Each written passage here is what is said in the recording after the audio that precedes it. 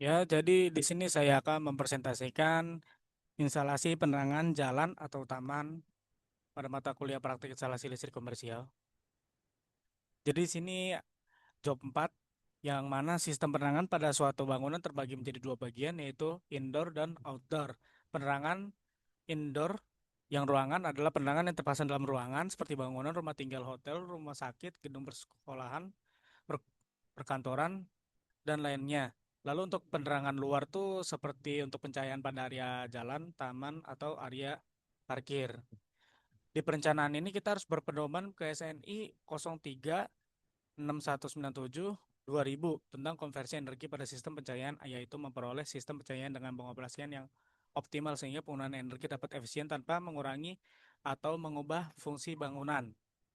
Lalu di sini ada yang namanya gambar yang gambar wiringnya. Di sini ada RSTN yang mana N ini netral, lalu ini selektor switch untuk mengatur manual dan auto. Kalau auto dia lebih condong ke LDR, kalau manual tuh ntar langsung masuk ke sumber sehingga akan menyalakan lampunya yang mana dari selektor switch ini akan masuk ke MCB, setelah masuk ke MCB dia akan masuk ke kontaktor. Setelah kontaktor ini dia akan menyalakan lampu yang ada di lampu TL dan LED, dua LED. Lalu untuk alat dan bahannya ini kita menggunakan bahan LDR 1, lampu TL1, LED 2, selektor 1, MCB 1P1, MCB 3P1. Lalu untuk job safety analysis ini satu kita persiapkan alat dan bahan, terus akan berbahaya jika alatnya rusak. Lalu tindakannya kita pastikan semua alatnya baik. Nah, lalu pemasangan box panel atau komponen. Bahaya kalau si plat panel atau terjepit ataupun rusak, bisa terjepit, bisa terjepit lah. Terus tindakannya gunakan sarung tangan, pastikan dudukan din rail tuh yang pada si panel tuh kuat.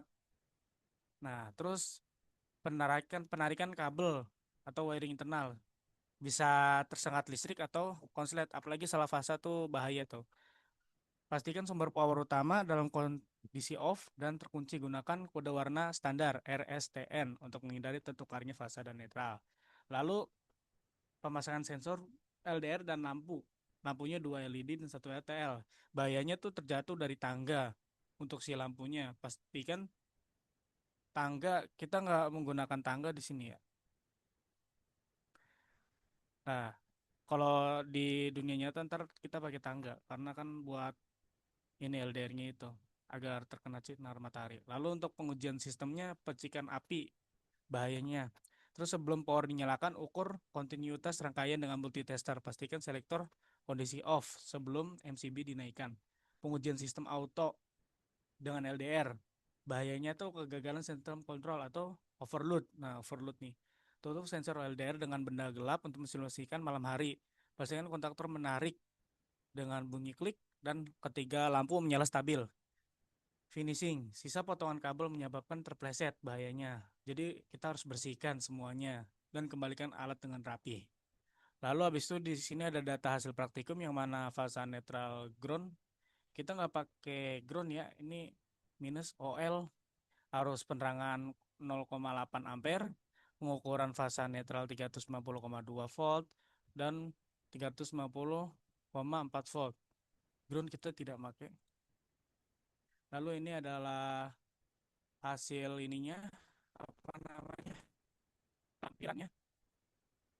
Di sini adalah rangkaiannya, ini kondisi saat nyala lampu.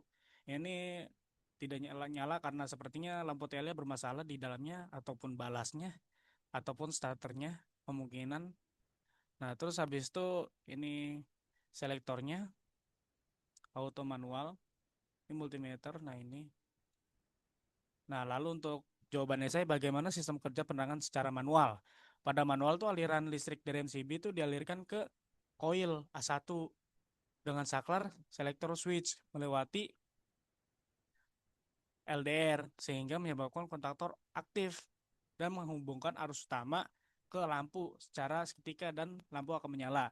Lalu jika bagaimana sistem kerja penerangan secara otomatis, dalam otomatis arus MCB itu diarahkan ke sensor LDR dulu sebagai eh, ya karena kan si LDR kan kalau gak ada cahaya kan dia akan nyala kan, nah itu.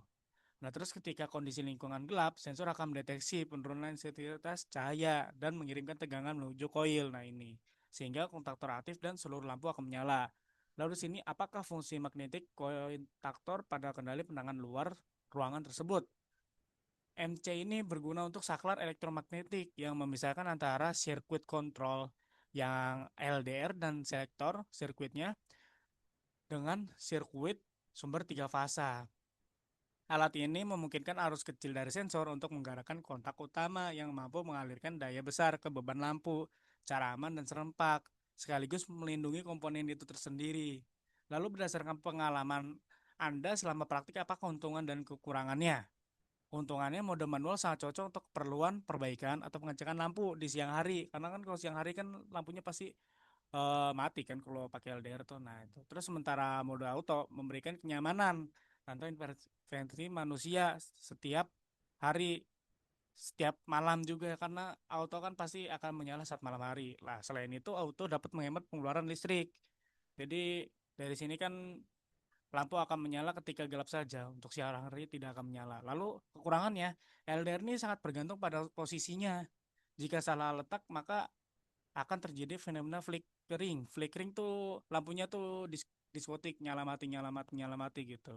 Dan jika sensor tertutup debu tebal atau rusaklah, sistem otomatis mungkin akan menyala lampu meskipun di siang hari. Jadi lampu tuh akan menyala terus walaupun siang hari karena kan tertutup debu tebal, kotor itu kan menutupi si sensornya kan.